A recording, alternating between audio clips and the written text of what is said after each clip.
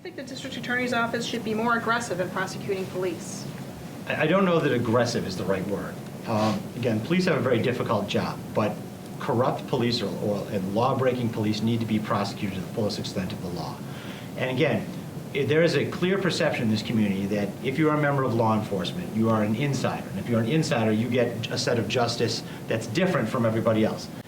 Again, the perception becomes reality. So people like Chester Thompson and other officers who, you know, it can't be allowed. And what we need to have is more transparency, more openness, because what that does is it weeds out allegations which are false or baseless, but also lets the community know that their allegations, that their complaints are being heard, because I think that's something the community doesn't think, that they're being heard.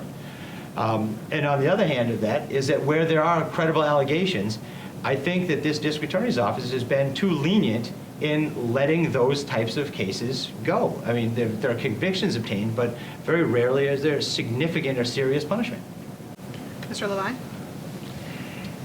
It's a noteworthy fact that all three candidates had dads who were cops.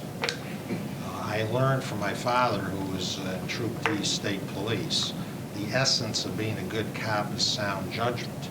By the time that it gets to an incident, whether it be dishonesty, unethical behavior, improper use of force, an improper discharge of a firearm, it's too late. The chief law enforcement officer of the county, the district attorney, should be constantly importuning, cooperating with law enforcement to make more sophisticated the selection of new officers, their training, their mentoring, their monitoring. Prevent the incidences before they occur. Mr. Fitzpatrick? By law, we have absolutely nothing to do with the selection of police officers, but we have a lot to do with training, and then my office does a lot. The writer brought up two cases. Chester Thompson, he did not plea bargain his case. He pled to what he was charged with. After he was convicted, I am strongly advocating for a law that any officer on duty having consensual sex with a victim be charged with rape in the third degree, similar to a jail deputy right now.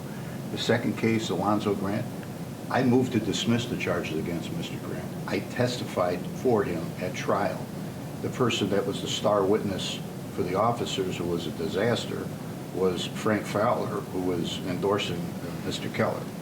To that end, in the officers in those cases, though, there were no charges brought against them, should there have been? No, absolutely not. That what they did was not, and I don't think anybody really, including Mr. Grant, argues with that they should have been prosecuted or charged with a crime. But their conduct was not exemplary, and the charges against Mr. Grant were and should have been dismissed by me.